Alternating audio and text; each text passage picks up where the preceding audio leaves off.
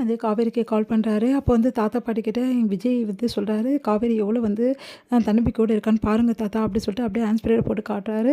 அப்போ வந்து விஜய் வந்து இந்த மாதிரி இருக்கே காவேரி, உனக்கு கவலை இல்லை, எனக்கு நான் ஏங்க கவலை பண்ணும், உங்களுக்கு துணையாக நான் எப்போவுமே இருப்பேன், இதெல்லாம் ஒரு பிரச்சனையே இல்லைங்க. முதல்ல நீங்கள் என்ன சொன்னீங்க, எப்படியாவது வந்து இந்த பிரச்சனையை முடிச்சிடுங்க அப்படின்னு சொல்லி சொன்னேன். ஆனால் நீங்கள் கான்ஃபிடென்ட்டாக இருக்கிறது எனக்கு நல்லாவே தெரிஞ்சிடுச்சு. நான் உங்ககிட்ட எதிர்பார்க்கறது விலைக்கு வந்ததுக்கு இதுதானங்க காரணம். நான் என்ன சொன்னேன், எதுக்காக விலைக்கு வந்தேன், நீங்கள் ஒரு தீர்க்கமான முடிவு எடுக்கணும்னு தானே நான் விலைக்கு வந்தேன். அந்த முடிவு தானே எடுத்துட்டீங்கல்ல, நான் தான் உங்களுக்கு வேணும் முடிவு பண்ணிட்டீங்க. இப்போது எனக்கு கவலையே கிடையாது அந்த வெண்ணிலாவை பற்றி, அதனால் பிரச்சனையே கிடையாதுங்க, நீங்கள் கவலைப்படாதீங்க. வெண்ணிலாவோட பிரச்சனையை ஈஸியாக நீங்கள் ஹேண்டில் பண்ணுங்கள், நான் உங்களுக்கு பக்கபலமாக இருப்பேன், நான் உங்களுக்கு இருக்கேங்க அப்படி சொல்லிட்டு சொல்கிறாங்க. அதை கேட்டுட்டு வந்து ரொம்ப சந்தோஷம் காவேரின்னு சொல்லிட்டு சொல்கிறாரு. இங்கே பார்த்தீங்கல்ல காவேரி வந்து எப்படி வந்து எனக்கு துணையாக இருக்கான்னு. காவேரி என்கிட்ட நிற்கும்போது என் துணையாக எனக்கு என்ன தாத்தா பாட்டி கவலை, அதனால் அவள் இருக்கா எனக்கு, இப்போ தானே எனக்கு சந்தோஷமாக இருக்குது, காவேரி உன் கூட இருக்கிறது எங்களுக்கு ரொம்ப பலமாக இருக்குடா அப்படின்னு சொல்லிட்டு பாட்டி சொல்லிட்டு இருக்காங்க. அதான் நான் அப்போ இருந்து சொல்லிட்டு இருக்கிறேன் பாட்டி, ஈஸியாக அந்த வெண்ணிலாவோட பிரச்சனை என்னால் முடிக்க முடியுன்றாரு. இங்கே வந்து காவேரி பார்க்க விஜய் போகிறாரு. விஜய் வந்து ரொம்ப தெளிவாக பேசுகிற காவேரி, தாத்தா பாட்டியும் கேட்டாங்க, அவ்வளோ சந்தோஷப்பட்டாங்க. என்னங்க நீங்கள் தாத்தா பாட்டிக்கிட்டே வந்து ஃபோன் கொடுத்தீங்க? ஆமாம், அவங்களும் ரொம்ப சந்தோஷப்பட்டாங்க, இப்போ தான் நிம்மதியாக இருக்குது. சரி கல்யாணம் ஆச்சு நீங்கள் போகலையா, நான் ஏன் போனோங்க அப்படின்றாரு. என்னங்க நீங்கள், அவன் நானே அப்படி பண்ணிகிட்டு இருக்கா, நீங்கள் என்ன இப்படி சொல்லிட்டு இருக்கீங்கன்னு.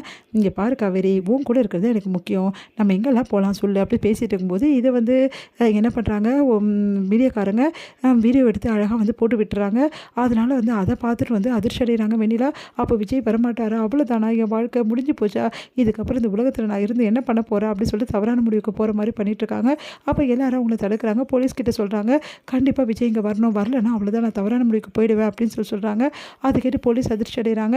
அடுத்து போலீஸ் விஜய் வர வைக்கிறாங்க. விஜய் வந்து எனக்கும் இந்த பொண்ணுக்கு எந்த சம்மந்தமும் இல்லை, எனக்கு என் ஒய்ஃப் இருக்கா, என் ஒய்ஃப் தான் எனக்கு எல்லாமே, அவள் இருக்கும்போது நான் ஏன் வந்து இந்த பொண்ணை கல்யாணம் பண்ணிக்கணும், எனக்கு சட்டப்படி ஒய்ஃப் இருக்கும்போது எப்படி சார் இப்படிலாம் பண்ண முடியும், நீங்களே சொல்லுங்கள், நியாயத்தை நீங்கள் சொல்லாமல் நீங்கள் தேவையில்லாமல் பேசிட்டீங்கன்னு சொல்லிட்டு எல்லாரையும் பிடித்திட்டு விடுறாரு.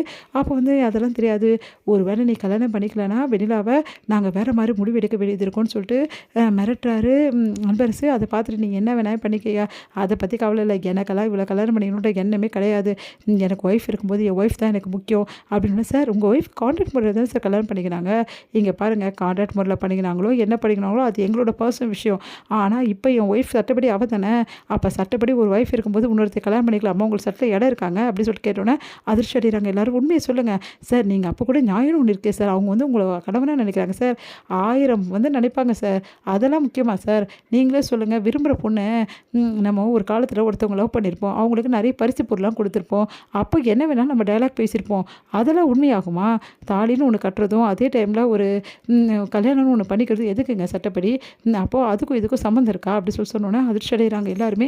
விஜய் இப்போ நீங்கள் என்ன தான் சொல்கிற விஜய், எனக்கு கல்யாணம் பண்ணிக்க மாட்டீங்க, பார் நான் ஏற்கனவே சொன்னது தான், உன்னை கல்யாணம் பண்ணிக்கணும் என்ன எனக்கு துளி கூட கிடையாது, என் மனசு ஃபுல்லாக என் பொண்டாட்டி மட்டும்தான் இருக்கா, எல்லாருக்கும் கேட்டுச்சில்ல அப்படின்னு. சார் உங்கள் பொண்டாட்டி உங்களுக்கு ஸ்டாண்ட் பண்ணுறாங்களா, தெரியாமல் எப்படி சார் பண்ண முடியும், அவங்க தான் வரலையே, யார் சொன்னது வரலன்னு, இப்போ தானே வீடியோவில் எல்லோரும் பார்த்து கவர் பண்ணி அழகாக போட்டு விட்டீங்க, என் பொண்டாட்டி என் கூட தானே இருக்கா, அவள் வந்து உங்கள் எல்லார் முன்னாடியே உட்காந்து சொல்லிட்டு இருக்கணுமா, என் புருஷன் தான் எனக்கு முக்கியம்னா, அதான் என் பொண்டாட்டி என் கூட இருக்கான்னு தெரிஞ்சு போச்சுல, அப்புறம் ஏன் தேவையில்லை இங்கே இப்போ பேசிகிட்டு இருக்கேன், எல்லோரும் போங்க அப்படின்னு சொல்லிட்டு திட்டி விடுறாரு.